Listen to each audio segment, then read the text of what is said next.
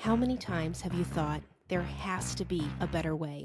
Welcome to Epical Growth, a podcast where we invite industry leaders and change makers who thought that very thing and realized that, yeah, a better way to lead or to grow or to build does exist. And once they trusted themselves enough to discover what's possible, they created the foundation for a new era that's revolutionizing the landscape of success. The word epical refers to these very moments in time because when you commit to being better, the impact will last for generations to come. I'm your host, Sarah Caminiti. Join me to uncover practical insights and strategies that will empower you to be the change that you seek. I'm so happy that you're here. Happy Tuesday. Happy Epical Growth Tuesday, listeners. So, quick housekeeping. Best way to show your support is listening, watching, sharing, and reviewing. I'm loving the analytics I'm extracting from Buzzsprout because now I can see how many wonderful people are learning with me from the guests that gift me with their time. But don't miss any content coming your way. You need to follow, you need to subscribe, rate the podcast, and send me texts. You can do so by clicking the link that's in the episode description. I want to hear from you. Also, Elevate CX in Denver. The challenge is still here for you to accept. Don't make me have to buy a last-minute flight. Give me hope for a deal by buying your tickets for yourself and your teams now. Remember, not only will you be able to learn from industry giants like Andrew Rios, Matt Dale, and Sarah Hatter, you'll also be able to participate in a live taping of this very podcast and bear witness to my first ever conference talk. Accept the challenge and get to Denver so I can go to Denver. Now, on to the reason that we're here. Lauren Eimers is a therapist. She is a scientist, and she's a customer experience superhero. She's also someone that recognizes how many resources we have available to utilize, but often we're too in the weeds or we're too nervous to be vulnerable to take advantage of them. The key takeaways from this episode are mentorship. It's crucial in the support space, especially for women and especially for those that are new to the industry. Lauren had a career pivot like many of the guests on Epical Growth, and mentorship is an opportunity to know how to navigate these new spaces. You'll also hear us discuss the importance of focusing on empathy and the ability to relate to others when you're hiring for your team. The challenges of metrics, because measuring the impact of support and success in teams can be challenging. But when you use the data that we have available, we need to look at it holistically. Everything is a piece to the puzzle. We can't be taking this information at face value. You'll hear us talk a lot about vulnerability and how that relates to being successful in your career, how it relates to communicating with customers, connecting with customers, and also community. Because mentorship, community, and vulnerability are key factors in personal and professional growth. Lauren's going to go over 3 different types of mentorship, one of which includes why it's necessary to reach out to younger leaders and individual contributors, because technology moves really fast and we are in a tech space. We'll also discuss the power of curiosity when we're communicating and why it can lead to better understanding and resolutions in conversations, and why it's important to create spaces for women to share their experience, because we need to be fostering inclusivity and we need to be fostering empowerment. I'm so excited for you to learn from Lauren, and I'm so happy that you're here. This is Epical Growth, episode 13 with Lauren Eimers. My name's Lauren Eimers, or sometimes you'll see my full name, Lauren Rose Eimers, online. And I have I'm counting up to 11 years in the software as a service space, customer service and success. That's awesome. I've been doing that, I can't believe, for over a decade. Time flies when you're having fun, or putting out fires, or kind of both. Yes, so much happens in a decade and so much doesn't as well. But my background is actually in counseling psychology and genetic counseling. So I have a couple master's degrees where I was a therapist for a while, and then I missed that hard science and I went back to school to become a genetic counselor. And then I worked in perinatal genetics for a time. before making the jump into software. Our industry really has a lot of folks that have the most non-traditional career trajectories, right? I think it's because it's something that's like within you that isn't always really a trained skill. If you want to pursue a career in support, there's nothing that you can really do in terms of college or prep, and it's just part of who you are, and that drive to help others be successful is part of who you are. And that's why I think it's such a cool space to be in and meet so many different kinds of people, because at our core we're all wanting to do the same thing. We just came about it in so many different ways. Yeah, I completely agree with that. And it is also so interesting. You mentioned something that's internal. I do think that that empathy, that ability to relate to others, it's something that's really hard to train. And I always would say this when I was, I've been on both sides of the hiring, the hiring game, both as an applicant and a hiring manager. And I always would look first at folks' ability to empathize, their ability to put themselves in other folks' shoes, not so much for technical chops, because I feel like it's so much easier to teach the technical aspect than to try to teach someone how to empathize. Completely agree. So maybe that's a little plug for folks looking to jump into the industry and you're worried about your resume or your background. If you're able to show instead of tell, if you get to that interview and you're able to show how you can empathize and how you are able to connect with others, that's worth its weight in gold in the support success space, if you ask me. Yep, I completely agree. It was whenever I was hiring, since I have such a non-traditional background, since my LinkedIn or my resume doesn't even come close to painting a picture of who I am and what I can provide, I always focus on questions of like really simple sample scenarios that I would put in all of my applications so that I could see how someone approached helping someone in different ways. And it wouldn't be anything like heavy lifting for the reply, but like, how do you start this naturally? How do you handle somebody that's coming in hot, and introduce yourself into that space? Because those sorts of skills, like the tone and just the natural cadence of communication,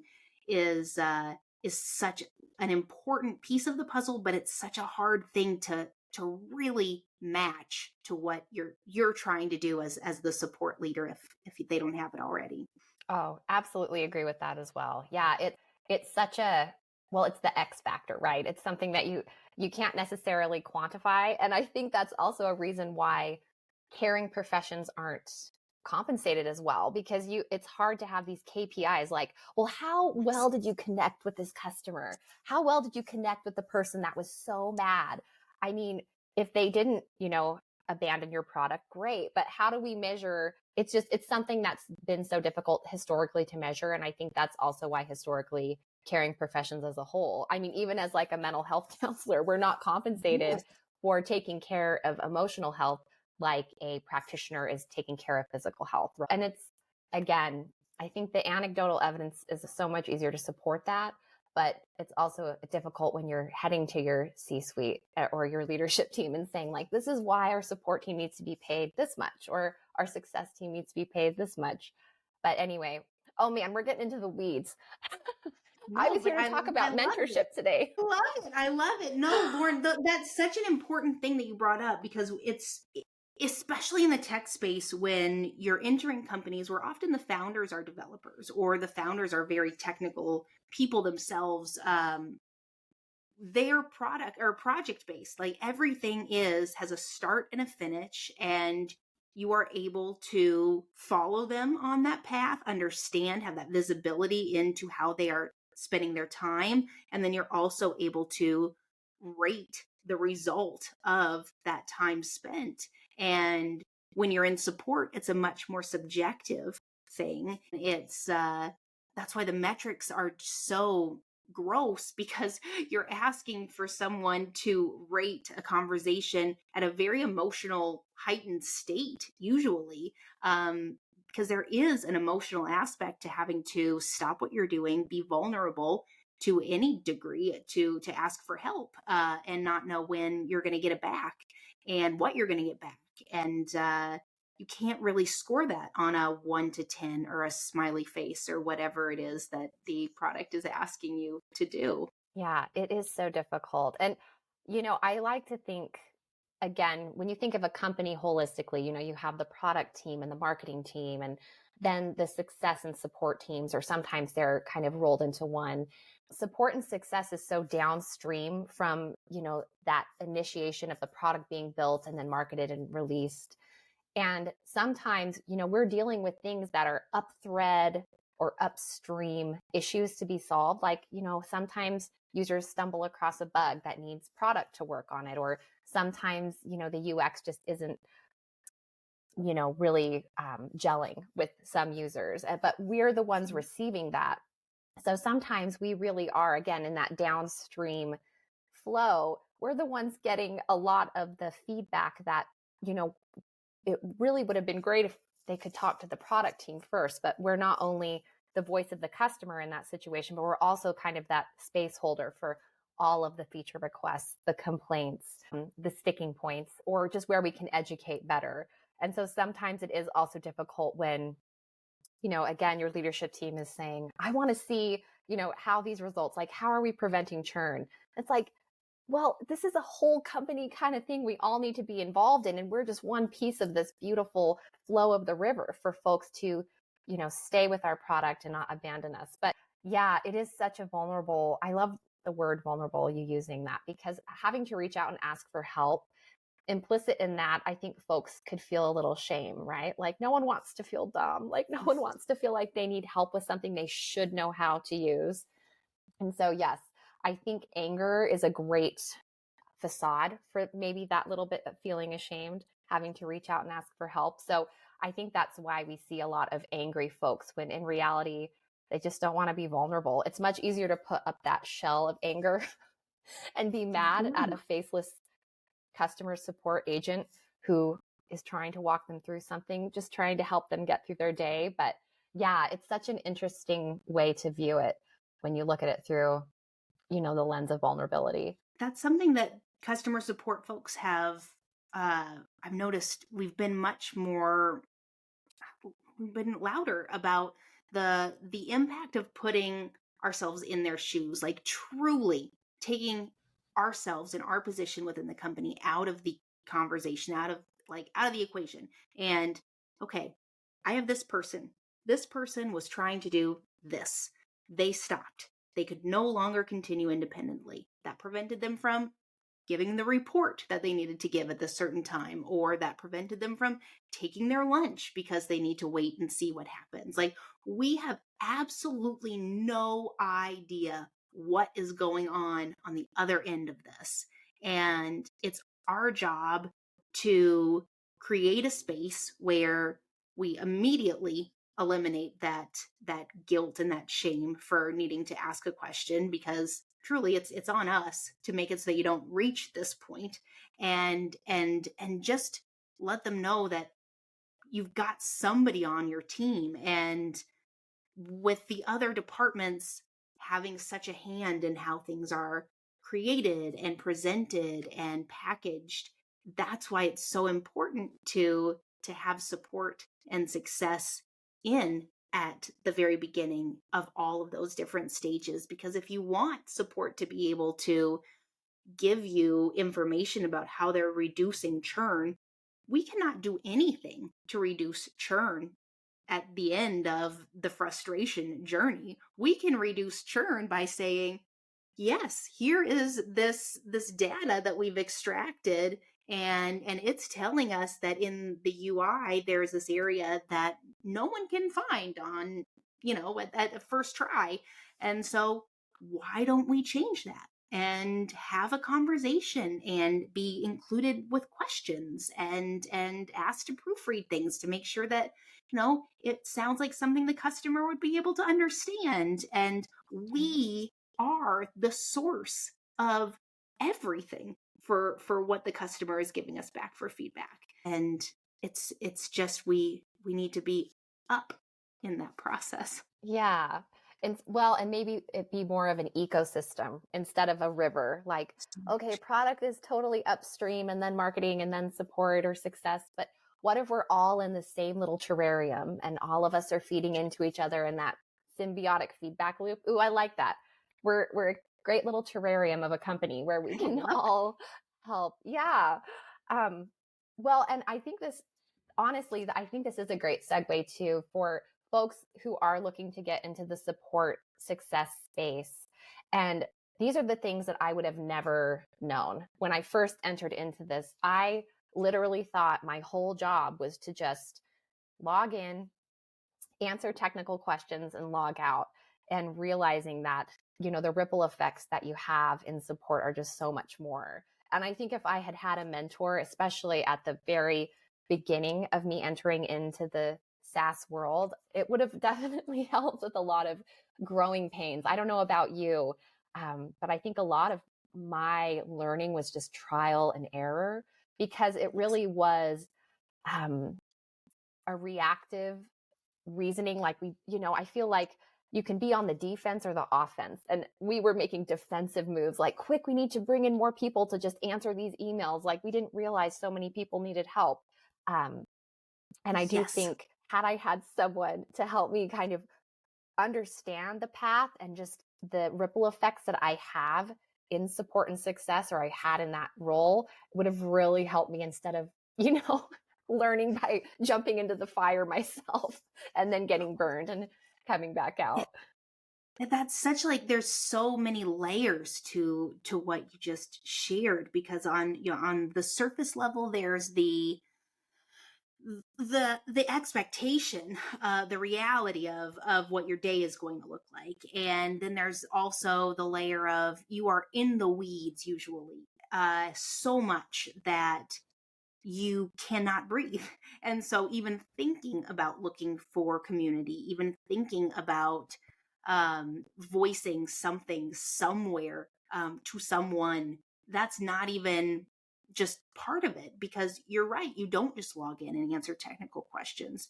You are problem solving. You are in stressful conversations. You are handling emotions, or you're filtering information. You're trying to extract data. You are doing everything, and it's nonstop. It is just, that's the nature of support. And I mean, the folks that are here usually love that kind of, like, every day is different. Every day is a puzzle. I know I do, but the opportunity for mentorship in my career, I didn't even think about it for the longest time. And I think that's one of the reasons why folks like you, Lauren, and myself are working so hard to create opportunities for people to realize that there's others out here that are here to help. Because it's true, you don't know what you don't know until it's too late. And imposter syndrome and doubt and fear, and being a woman making change within a company carries so many things and emotions. And we could prevent ourselves from feeling a lot of negative things and just celebrate the wins more if we had folks that were cheering us on. Oh, yes. And I think for me, at least when I had entered into this world, over 10 years ago, the only mentorship that I was aware of was the traditional mentor, where they're older, more seasoned in the industry. And I will say, I was so lucky as a genetic counselor to have a couple mentors that really helped guide me and help me avoid pitfalls that they had. And so I just didn't think it existed in the support realm. And so, and luckily for me, and this is a huge shout out to the support driven community, I was able to start getting that mentorship through community. And I think community mentorship is something that's often overlooked, because implicit in mentorship, you think there's just one mentor and a mentee. But for me, the community aspect of it, where folks were able to build within support driven, but also, there's all those other little subcategories in support driven that you can fit into and utilize.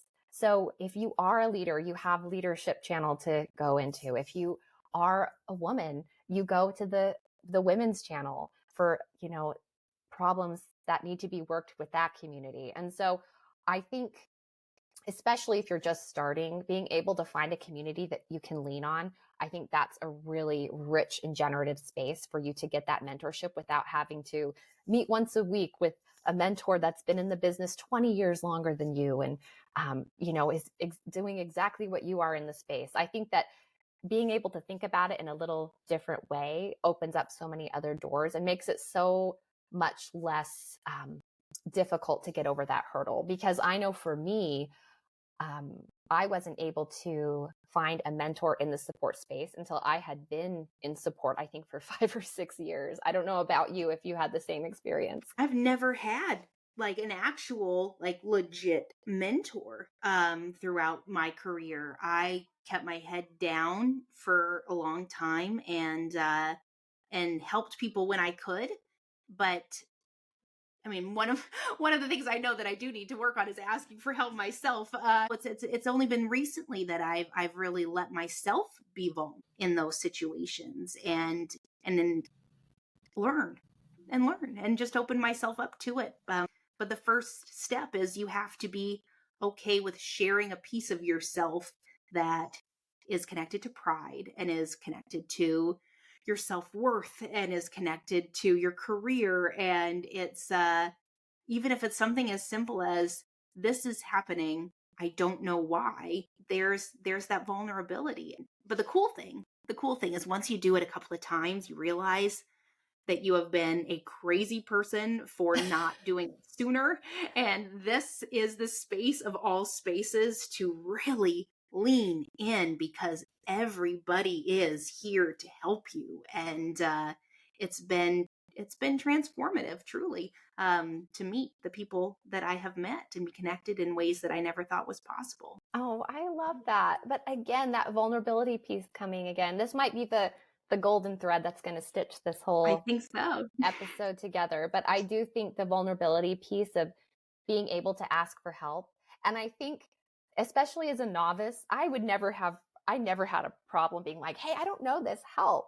But as I started to ascend the ranks in my career, again, that ego and that worry that I already should know these things, it made it so much more difficult to ask for help and ask questions. And that's where I do think mentorship can also be a really safe container. If you do have that one person that you can go to work a problem, to really be vulnerable in that space and understand that, my problem's going to stay here. This isn't going to be aired to the rest of the community. You can create those safe containers with a mentor and help you work those problems. I think, again, back to the community aspect of it, there are private channels in support driven where it's basically, we say, hey, this is a private space, so please, anything shared here, make sure it stays here. But I think also having just an individual that you can go to on a weekly or every other week basis, or even monthly, and say, hey, this was one thing that I was really stuck on, and I'd just like to get your read on it. Sometimes just a fresh set of eyes and a fresh perspective can really help deal with issues or problems that either continue to surface at your organization, or something that you really are stuck on with your team or even with a teammate. I think, again, that vulnerability piece is so important. And I have seen, and it makes me so incredibly sad to say this, but folks with that inability to be vulnerable, it's also that inability to self-reflect. And it's been so damaging, not only to their career, but you can see, they're carrying it with them personally. Like, they're taking this stuff home, and it's just making life in general miserable. And so I think a healthy dose of self-awareness, and honestly, like you said, understanding that you don't know what you don't know, it doesn't make you a bad leader. It doesn't make you a bad customer support agent if you're just starting out, or anywhere in between. It really is important to understand, like, you don't have to know it all. And if you can rely on community or mentorship or a combination of the two, it really is the way forward. Like, lifting up others as well. I think there are times where someone has asked a question in channels that I'm a part of in our community, and I'm like, oh my gosh, I didn't know to ask this question in this way, but this is actually a solution to an issue I'm having as well. So that realization of, oh, wait, this is a normal thing? This thing happens all the time? Then there's like a whole group that wants to problem solve this sort of stuff with me? Oh, cool. Okay, let me join and share my piece and see how I can contribute and help. And that makes you want to answer more questions to help others. And And it's such a great opportunity. You're right, Lauren. Like the stereotypes for mentorship is somebody that has X amount of years ahead of you in the world of the career space that you're in. And I don't agree with that at all. Tech is different. Tech is a different space that allows you to pivot. It allows things to change rapidly. And certain problems require certain areas of expertise, and no one is going to be an expert at everything, and you don't want them to. So like if you are going into the Aspire program and you're someone that has been a leader for years, but maybe you want to talk to someone that has experience in a larger company because you're thinking about changing out of, a bootstrap space to the larger space, but you've been in the industry for 20 years. Why can't you be paired up with somebody that has been spending a lot of time over there and building that kind of a relationship? We are all here to serve. This is our calling. This is where we want to spend our time, and we want to share that with others. Oh, and you brought up actually the next little line item I have on my list of the different types of mentorship. I think once you get to a certain point in your career, you need to be reaching out to younger mentors. You need to look for folks who are fresh in your industry, because I remember thinking this too when I was young.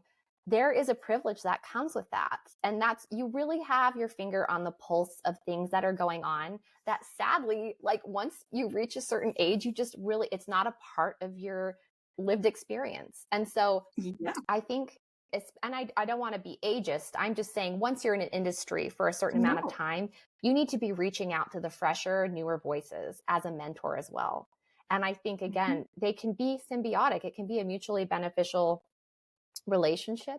And it doesn't have to be the stuffy mentor-mentee mentality. But younger mentors are going to be the help for we elder millennials here in a few years. I do think we're a different generation. We're kind of sandwiched in between the analog life and digital life, and we know how to exist in both worlds.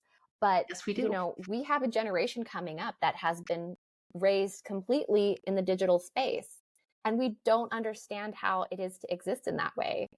And I think it's going to be imperative for us to be reaching out for younger mentors and to help us navigate these new ways of being and these new ways of living.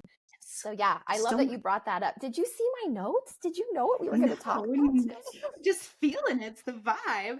But Lauren, how would you recommend someone like start to think about about reaching out to folks that are younger leaders, or even just younger ICs in the industry? Because I think that ICs have a wealth of knowledge of how to better connect with a team when you're building a team, and be reflective of how you're communicating with others in a more inclusive way. And how would you recommend someone to go about doing that? Well, first of all, I'm pulling from my counseling background. You want to be sure you're not stepping into a blended role or conflicting roles. So you may be a manager or have more tenure in a company. So you're not allowed to reach out to folks you work with. Sorry, that's weird and it's not ethical. So it's true. Automatically cross that off your list. And I know I don't have to say this for everyone, but I just want to say it to be said. Like, you've got to be really cognizant of conflicting and blended roles. Keeping things nice, clear, and delineated, that's the way to go in business, right? We don't want anyone. Yeah. And I know we're human beings, and sometimes it's impossible not to, but I don't think it's good to reach out to folks that basically are on your team and already look up to you, and you are changing that dynamic. I think it's better to have clear and defined roles within your job. Now, again, back to the community piece, utilizing communities that you are a part of, and especially since this is a little bit of a newer way to think about mentorship. I don't know a lot. I know I certainly wouldn't have in my 20s or just entering into the software space to say, hey, if anyone wants a young mentor, like, hit me up. So I do think, as a more senior leader, you will have to be the initiator in those. But using community, I say, put out a call in the community that you're in the space that you're in, and say, hey, I'm looking for a mentor with fresh eyes. I'm looking for a mentor who is new to this space and who's going to be able to help me navigate these waters that, even though I've been sailing this ship for 10, 20 years, I need a fresh perspective. And again, hopefully at this point, as a more seasoned person in this career path, you won't feel as vulnerable by putting yourself out there and just being curious about what you can learn. I think, again, you don't know what you don't know. And curiosity is such a wonderful solve to that vulnerability. Like, if you can come from a place of curiosity instead of feeling like, oh, I'm vulnerable, like, I don't know all these things. Like, I'm curious about these things. I want to learn about these things. It can be a great kind of mind hack to get you to put yourself out there, especially when you are trying to find a younger mentor. That's such a great point with the curiosity. That's something that I really recognized and leaned into when I started building my teams of how to approach conversations in general. And it changed a lot of how I was communicating with customers and training people to communicate with customers, being more cognizant of that curiosity and making that kind of the root of it all is I'm not judging whatsoever. Everybody goes about things their own way. Everybody communicates. Everyone learns their own way. And I respect that so much. So I'm going to ask you very specific questions. And my intentions are to understand what happened and understand where that gap was so that now I can try and fix it. Because as a leader, I've always made it my mission to be the leader I always wished that I had, and filling those gaps and taking ownership of their success when you're having these conversations allows for a lot of that stress. And it's the same thing to disappear. And it's the same thing with customers. If you start taking ownership for their situation so that it's not their fault that they can't find that button, or it's not their fault that things are confusing, it's our company's fault, because somewhere along the line we did not think of you, and now let us think about you and let us accommodate you. And it's been a really cool way to start approaching those sorts of talks. Oh, absolutely. Curiosity is truly the foundation for every relationship I have in my life, be it at work, family, otherwise, because if you can go in, I mean, we're all human beings. And so I just want to name, like, you're going to be carrying internal biases around regardless. Always. And it's my life's work to try to deprogram those. But curiosity is a great way to get around that, because if you can go into any interaction wanting to learn and being curious about the situation, it can really help prevent, what you think about the situation, or what you think the conversation is going to go like, or even what you think the solution to the problem is sometimes, especially if you're on the front lines answering support tickets in the queue.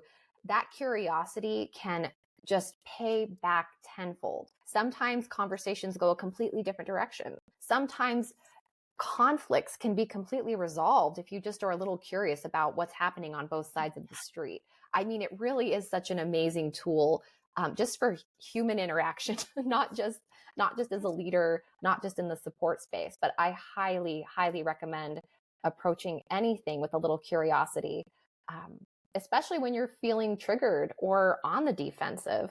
Being curious is a quick way to diffuse that and really help equilibrate and get you back into a place of like, okay, both feet firmly on the ground. I need to get a better read on the situation.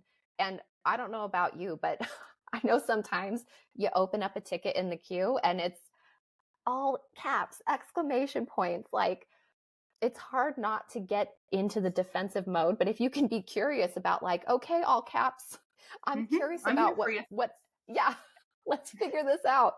I think that's such a wonderful way to do that. And another thing that you mentioned as well, taking ownership of the issue or ownership of the problem that you're being presented with, be it a customer that's emailing or chatting in to a teammate that's, approaching you with an issue. It's such a cheesy phrase that I harken back to all the time, but I believe Ram Dass said, we're all just walking each other home, right? If we can just walk with folks with these things, sometimes that's all they need, is to know that you're with them. And that might even be a better solve to them than solving their problem, because sometimes you can't solve a customer's problem. You're like, I'm sorry, I can make that a feature request, but guess what? It's not going to happen this quarter. And I promise, in feature request Thunderdome, I shall fight for you, but I don't know when this fix is going to happen.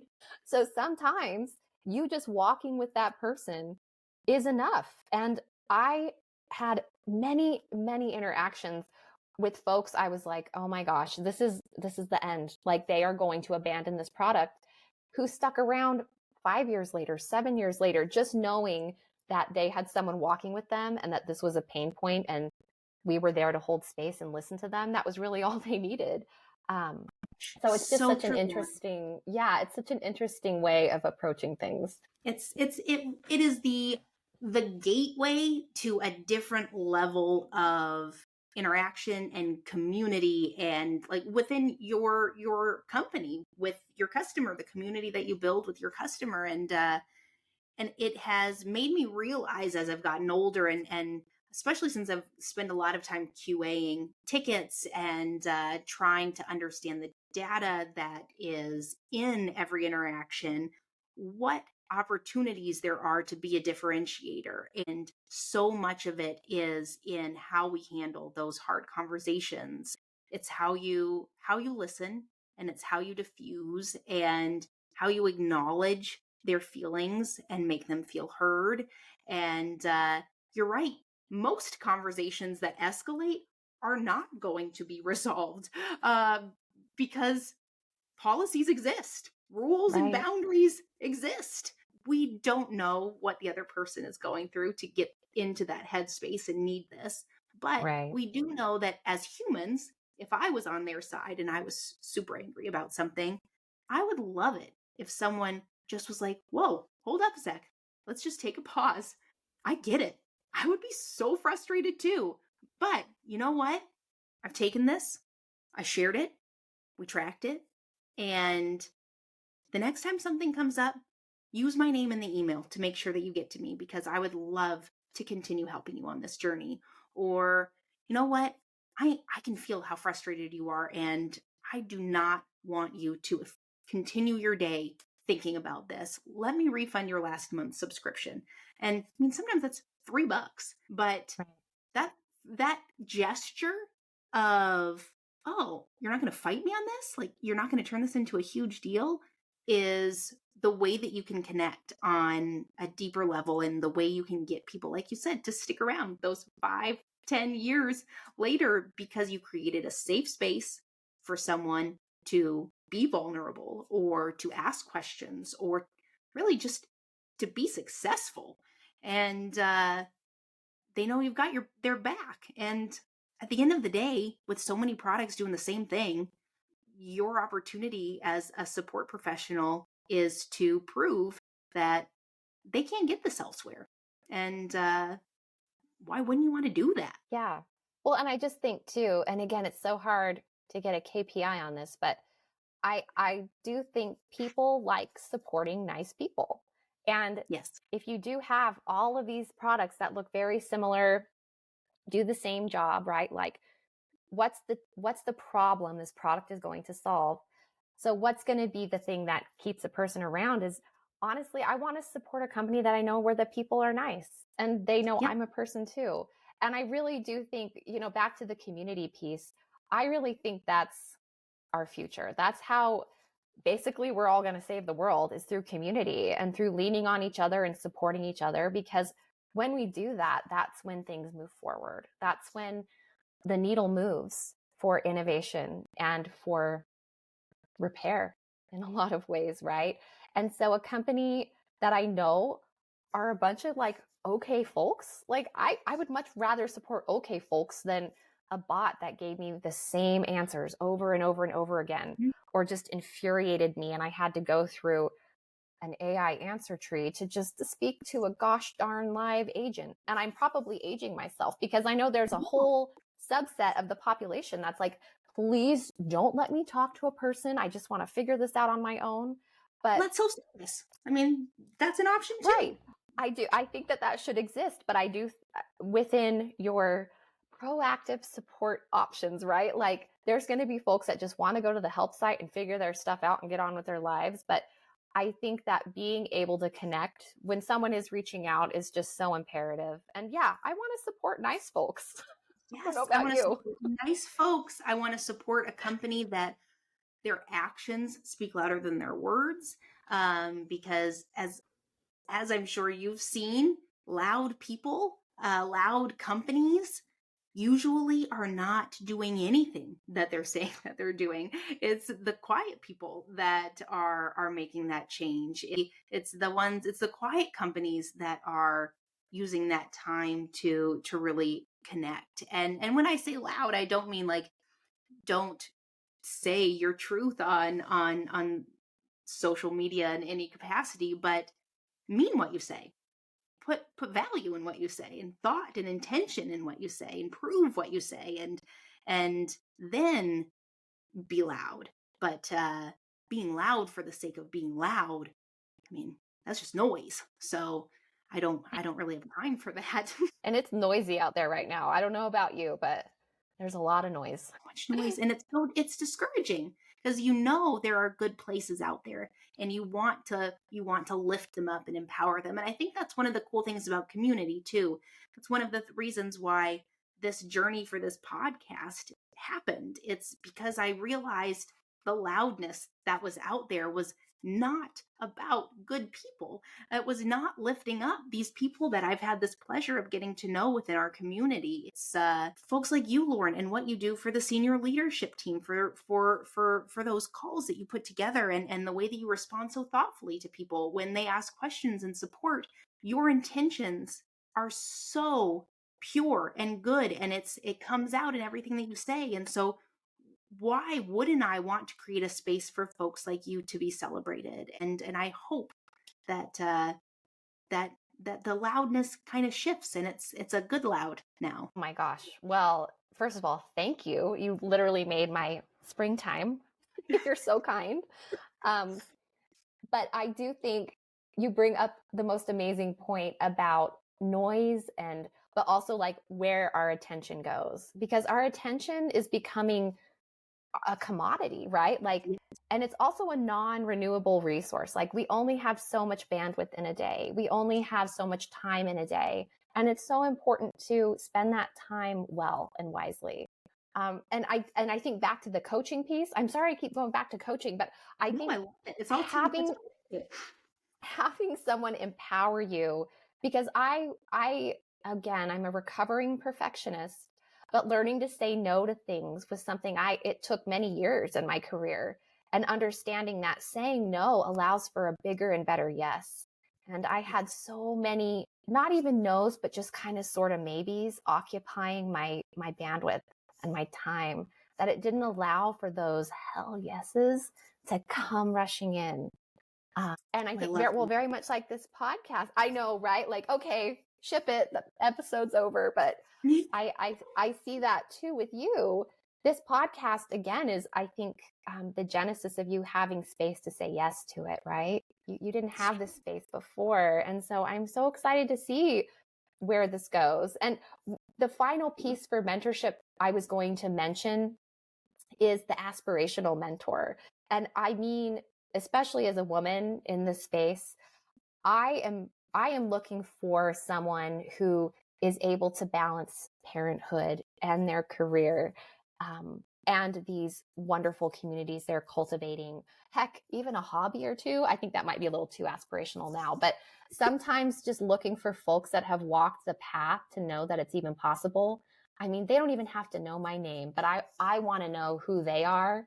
And I also would love to know how they did it, because I think with the many facets that come with being just a person on planet Earth, knowing that someone has done it before or has gone there makes it more attainable, at least for my brain. I don't know if I'm, I don't know if I'm going. No, that's so true. Ahead. That's so true. No, I agree completely. It's, knowing someone's done it, that makes all the difference.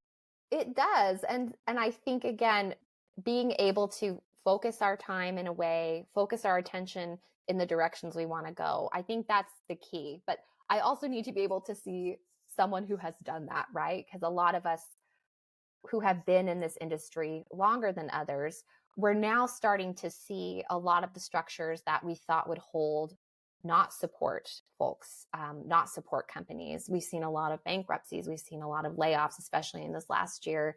And so I am interested to see the people and the companies that have made things work and how they've made it work. And I think that again, it's a combination of everything, right? It's finding people through a community or possibly one-on-one mentorship, looking for those younger mentors, or even getting into maybe hiring a coach. I know that sometimes is a dirty word, like getting someone as a career coach. Or well, and I also think if you're paying for the mentorship, which is coaching, I feel like, again, it's like an energetic exchange where like, okay, well, I put money into this, so now I really have to start taking action.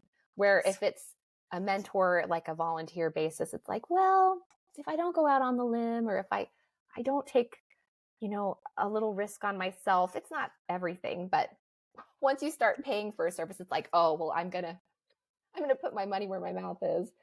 But anyway. No, agree completely. And I think too, as a woman, it is, it's so important to have people around you that tell their story in an honest way.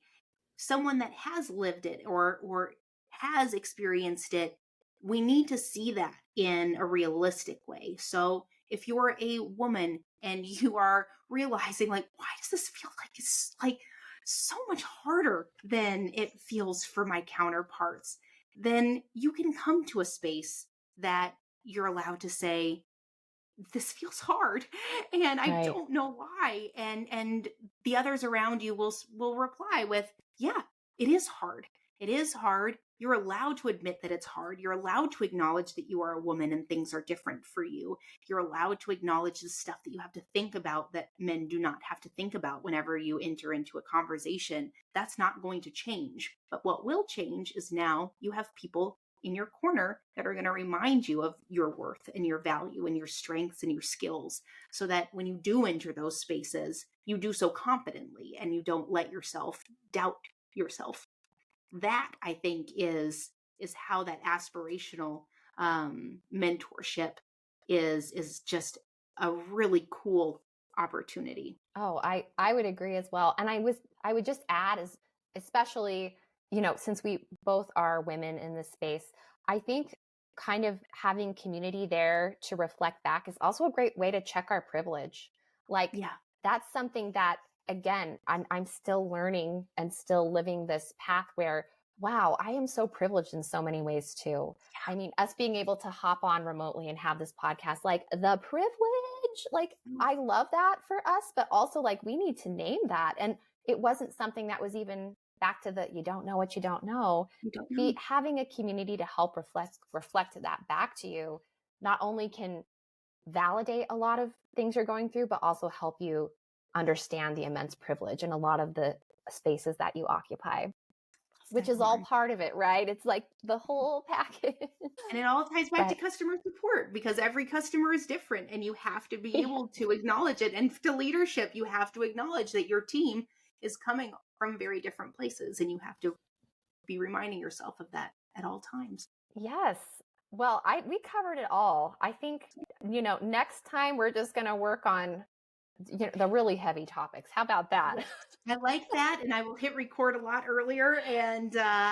And before you go, Lauren, I do like to end all of my calls by asking my guests to share with me, what era do you think that you're in right now? Or what era do you see yourself moving into? And I would love to know your era. Oh, well, thank you for this question. When I know I had a little preview of it, and I got to thinking, I'm embodying it now, but I'm still moving into it, which is I'm growing. And I think I've always been growing, always learning. But what really excites me about the phase that I'm in and moving into is, again, and I mentioned this earlier, is that I'm in my yes era, where I've said no to the things that no longer it's not serving me, but things that that don't light me up, that I'm not passionate about. And it has already, it's just magical. This past year has been a lot of hard no's for me, and hard meaning like I've drawn the line in the sand, but also it was really difficult for me to say no.